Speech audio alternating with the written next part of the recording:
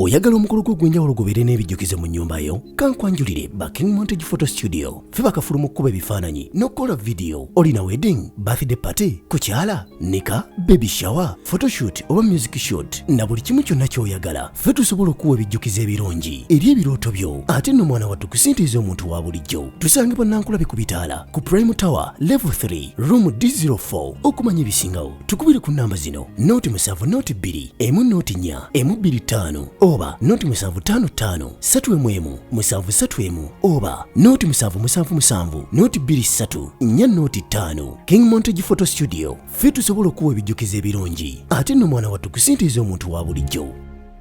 Neyeita kapa mese oba kapa kat omukyalo ono kyali wange nnyo era yavuddeyo n'ata mixtape emu gye yavuddeyo n'abeeramuko naye yavuddeyo n'ajaganya amazaalibwa ge over the weekend era nga kapa kat njagala okugamba happy belated birthday. Saasobodde kubaawo because nawadde ngenza ate kwasaganya mirimu gya bakama bange emirala eyo mu up country naye nga twagala okuwagaliza amazaalibwa amalungi okuva wano okuwa Celeb Jazz. Amanya yenze King Smith nga bulijjo era ng'omukutuko oli baguyita Celeb Jazz with King Smith. Twaita amawulire amalungi agabi amabi agakagwawo agagenda oggwawo nago getusubira muno gasobola oggwawo naye nga Rema ng'otulumya nnyo.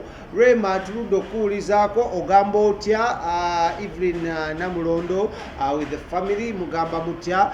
Njagala obuuzaako ku mukulu amanyiddwa nga Daniel Atim Mayanja ogamba otya. Njagala obuuzaako ku mwana muwala amanyiddwa nga Zuwena mukyala wa Biebe Cool njagala okubuuzaako ogamba otya naawe kasubire ogamba malidadi sana nnyo. Njagala obuuzaako na buli muntu yenna sekinomu avuddeyo okulaba muno awagira Celeb Jazz mu ngeri ey'enjawulo n'okulaba muno ate muvuddeyo okulaba nga mukola ki mututeekako up to speed with the news that is happening in your area buli wamu onononona.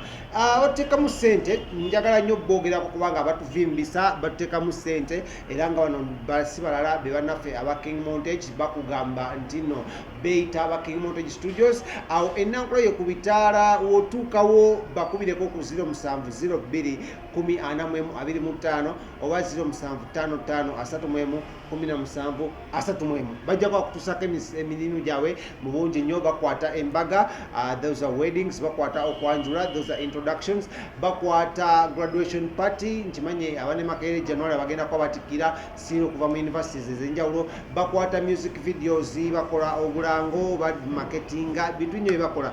Gendayo obeekwate, olina birthday party, olina shoot gyoyagala kukolako genda yobeere nga ate basobola bakutuusaako services zaabwe bulungi nnyo. Basangibwa obunankula yo obusobola bakubira ku ssimu nze nkuwadde awo wammanga nobeera nga ate obeekwata bulungi nnyo. Mukwano gwange amanyiddwa nga Hassan ogamba otya muganda wange kansubire ogamba bulungi nnyo oli Saudi Arabia. Thank you so much for being that side n'okubanga okaza nange okola era njagala okugamba muno assalamu alaikum warahmatullahi wabarakatuh. Awo enyini wengenda okusinzira n'okubuuzaku muganda wange yasine South Africa ogamba otya kansubire oli malidadi sana era oli bulungi nnyo.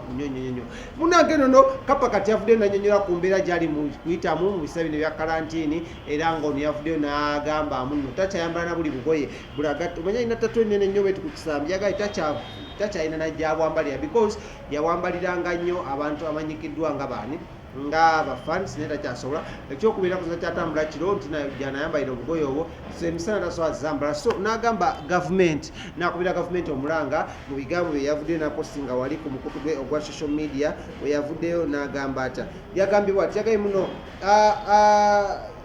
I have a lot of frustrations that I've been going through during this lockdown. She says she misses her fans and she cannot wait to meet them nga bamaze okuba nga baggulawo naye tumubuuza muno onobamitingira walagamba tofayo bana abagudde ebivulu omwaka ogujja nja kubamba mitinga naye temulaba muno ennaku zino kyetuyitamufe abayimbi. It's a lot of frustrations that you people can't even know or can't even tell. So kapa kati bwatyo bwe yabadde nga akuza amazaalibwa ge era nga waddewo abantu bangi nnyo.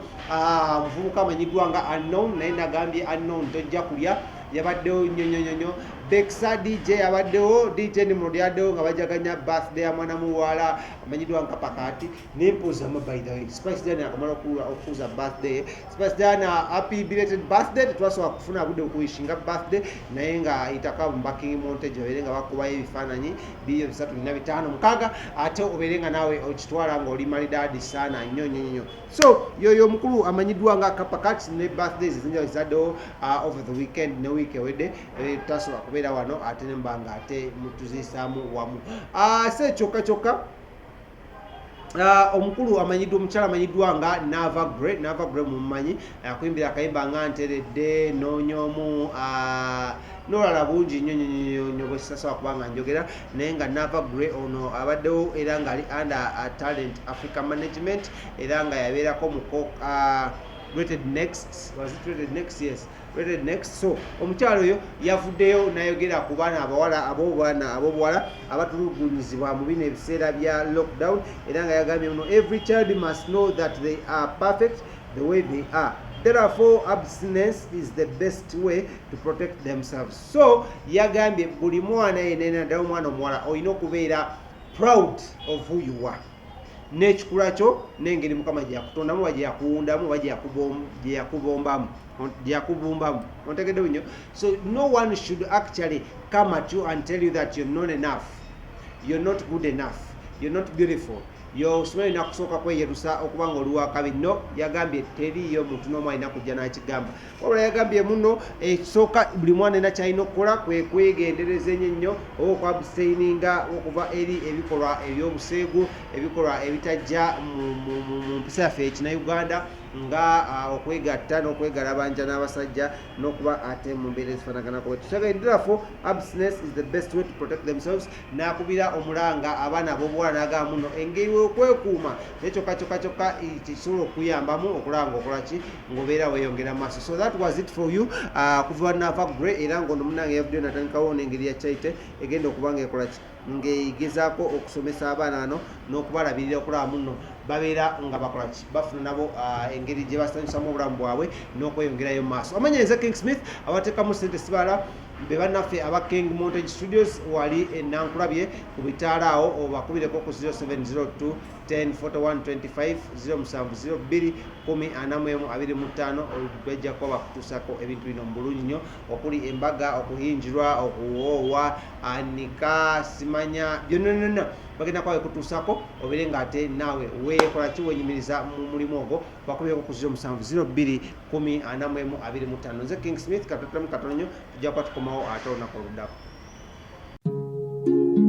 Oyagala omukolo gw'enjawulo gubeere n'ebijjukize mu nnyumba yo? Kankwanjulire ba King Montage Photo Studio. Ffe bakafulumu okukuba ebifaananyi n'okukola video. Olina wedding, birthday party, kukyala, nika, baby shower, photoshoot oba music shoot na buli kimu kyonna ky'oyagala. Ffe tusobola okuwa ebijjukize ebirungi eri ebirooto byo. Ate nno mwana wattu kusintiiza omuntu wa bulijjo. Tusange bannankulabye ku bitaala ku Prime Tower Level 3 Room D04. Okumanya ebisingawo tukubire ku nnamba zino: Note 7 Note 2 Note 4 25 oba Note 755 3 731 oba Note 777 Note 23 Note 5. King Montage Photo Studio. Ffe tusobola okuwa ebijjukize ebirungi ate nno mwana wattu kusintiiza omuntu wa bulijjo.